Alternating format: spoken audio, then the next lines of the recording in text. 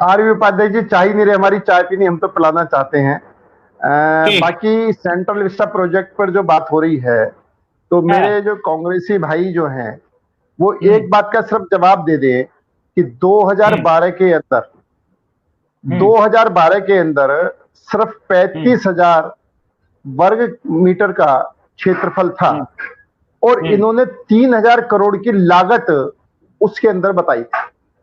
यानी ये 35,000 वर्ग किलोमीटर को 3,000 करोड़ रुपए में बना रहे थे, लेकिन आज उल्टा है कि लगभग दुगना 65,000 करोड़ 65,000 वर्ग मीटर को हम सिर्फ 970 रुपए करोड़ों में बना रहे हैं। असली जो इनके पेट में दर्द है, वो पेट में दर्द ये है कि लगभग दुगना क्षेत्रफल और 1/3 लागत में दुगना क्षेत्रफल ये बना के दिखा देंगे तो इनकी पोल पट्टी खुल जाएगी। आज मैं ये नहीं, सब 2012 में जब इसकी आवश्यकता थी तो 2022 में आवश्यकता खत्म तो नहीं हो गई, आवश्यकता तो बरकरार है। और निश्चित तौर पर यह बात मानो कि 2026 के अंदर जनसंख्या का विस्फोट जो हो रहा है, उस जनसंख्या विस्फोट के हिसाब से सांसदों की संख्या बढ़नी है। और जब सांसदों की राज्यसभा लोकसभा की सांसदों की संख्या बढ़ेगी तो उनको कहां बैठा लेंगे? जब आज भी बैठाने की स्थिति नहीं है तो उस टाइम कहां बैठा लेंगे? तो इसलिए ये जो क्षेत्रफल है, ये जो बन रहा है, इसमें 1224 सांसदों के बैठने की व्यवस्था होगी और निश्चित तौर पर भविष्य को प्लान करते हुए इसको आगे बढ़ना पड़ेगा। और हम डेवलप, जैसे मैं आरपी उपाध्याय जी ने कहा, तो उन्होंने बिल्कुल निश्चित कहा कि डेवलपमेंट का काम रोका नहीं जा सकता। डेवलपमेंट के साथ साथ में जब काम होगा तो मजदूरों को काम मिलेगा, पैसा हिंदुस्तान में रहेगा, एक हमारी जो सिस्टम है वो आगे बढ़ेगा, जो आर्थिक मंदी है उस पर थोड़ी सी आगे को बढ़ाना चाहोगा। तो इसलिए ये प्रोग्रेस के काम को रोकना चाहते हैं। जब इन्होंने कार्यकाल में चीन के बॉर्डर पर सड़कें बनानी थी, नहीं बनाई, हॉस्पिटल बनाने थे, नहीं बनाए, लेकिन जो बहुत बड़ा घोटाला हो सकता था वो इन्होंने 2012 के अंदर मीरा कुमार ने, मनमोहन सिंह प्रधानमंत्री थे तब, उसको उन्होंने स्वीकृति प्रदान कर दी। आप ये देखें कि कितना बड़ा भ्रष्टाचार कांग्रेस का उजागर सामने हो रहा है। जो ये इनके प्रधानमंत्री राजीव गांधी जी कहते थे ना कि 1 रुपया देते हैं 15 पैसे तक नीचे आते हैं, वो आज सिद्ध हो गई। 1 रुपए काम 15 पैसे में भारत सरकार करके दिखा रही है, जिसको ये 1 रुपए में करते थे। यानी 85 पैसे जो भ्रष्टाचार का भंडाफोड़ होगा, ये इनके बस। ठीक है, देखो, बात बनाना बहुत आसान है, बात करना बहुत आसान है, प्रैक्टिकल पे आना बहुत मुश्किल है। आज हमारे कांग्रेस प्रवक्ता जो कुछ बोल रहे थे, 70 साल में सिर्फ 2 हॉस्पिटल इन्होंने बनाए हैं और इन्होंने 70 साल में कितनी समाधि स्थल बनाए हैं?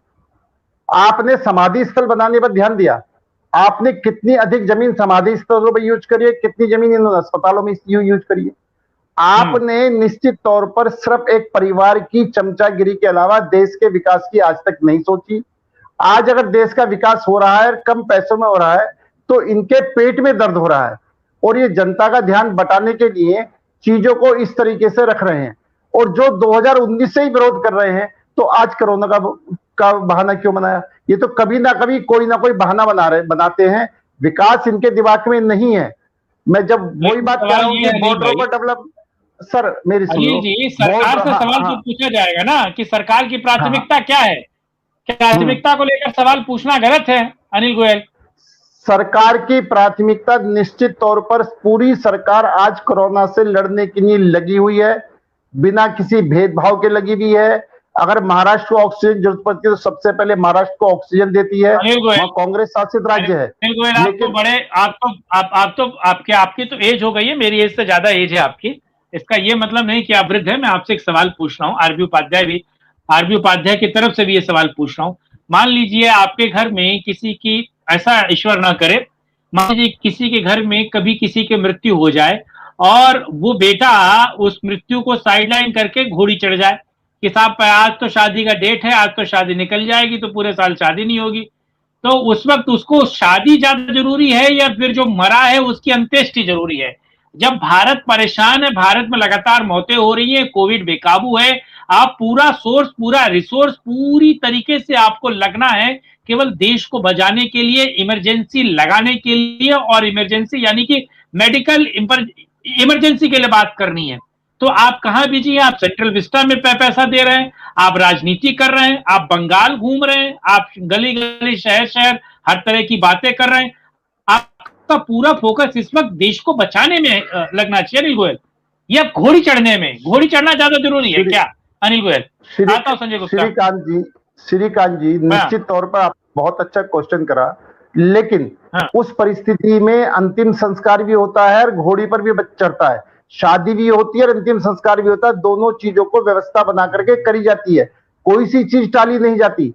एक बात ये निश्चित तौर पर मैं ये बात भी उदाहरण के साथ कह सकता हूं हमारे हिंदू रीति रिवाज में, कि अगर किसी के फेरे पड़ने का समय आ रहा है और उस फेरे के पड़ने के समय में उनके घर का कोई वृद्ध आदमी प्राण त्याग देता है, तो भी उस बात को साइलेंट करके पहले लड़की को विदा करा जाता है, तब उसके अंतिम संस्कार के लिए जाया जाता है। काम दोनों ही होने हैं, तो निश्चित तौर पर हम डेवलपमेंट का काम नहीं रोक सकते, और डेवलपमेंट का काम नहीं रोक सकते। आज संसद जो है वो देश की गरिमा है, सबसे बड़ी पंचायत है, सारे विदेशी अतिथि वहां पर आते हैं, सारी व्यवस्था को देखते हैं। उसमें एक हमारे देश का भविष्य नाम ऊपर हो गया अनिल गोयल जी, लेकिन ये जो मर रहे हैं रोज 4000, 5000, 10,000 लोग, ये आपके नाम पर काला धब्बा नहीं है, कीचड़ नहीं है नरेंद्र मोदी के चेहरे पे। विस्टा प्रोजेक्ट जो है वो सफाई कर देगी, चेहरे पे चमक ला देगी, लवली लगा देगी नरेंद्र मोदी को। संसद की गरिमा है। श्रीकांत जी जनता की कितनी गरिमाएं मर रही है। श्रीकांत जी निश्चित तौर पर पूरी सरकार कोरोना से लड़ रही है, और पूरी जल थल नभ सेना भी लगी हुई है, और इस आज सारी व्यवस्था को आप देख रहे हो। नहीं मैं नहीं हमारे जो नहीं एसी रूम में नहीं, एसी रूम में बैठकर तो इन्होंने 70 साल में दो एम्स बनाए हैं।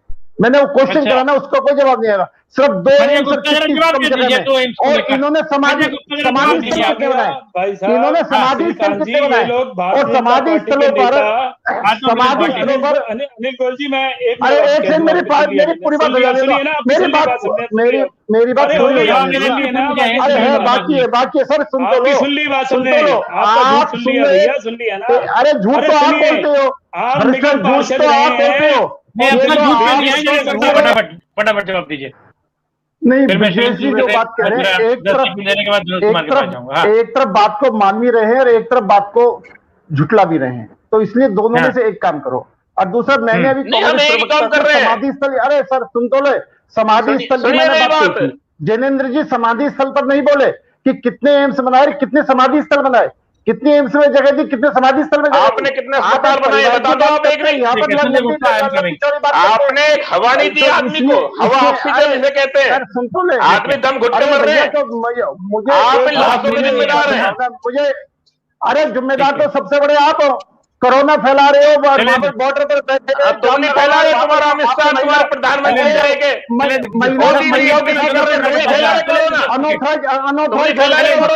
बैठे हुए हो, और 3,000 महिलाओं के साथ अरे जैनेन्द्र जी आपका नंबर नहीं है ना, अब हमें बोलने दो ना। ये जितने विपक्षी दल हैं वो अपने गृहवान में झांक कर नहीं देखेंगे, सिर्फ सरकार का विरोध करेंगे, और सरकार काम कर रही है, इनके छटपटाहट है। अभी इस चुनाव के अंदर फिर भी बढ़ रही है, तो ये छटपटाहट ये दिखाई दे रही है कि हर तरीके से सरकार के कामों का विरोध करो, अपने गृहवान में झांक कर मत देखो। जैसे कि दुबे जी कह रहे हैं, निश्चित तौर पर ये स्टेट स्वास्थ्य मामला स्टेट का है, जहां पर कांग्रेसी सरकार है वहां पर सब कुछ गलत हो रहा है, उसको कोई देखने और सुनने को कहने को तैयार नहीं है। हर मामले में नरेंद्र मोदी।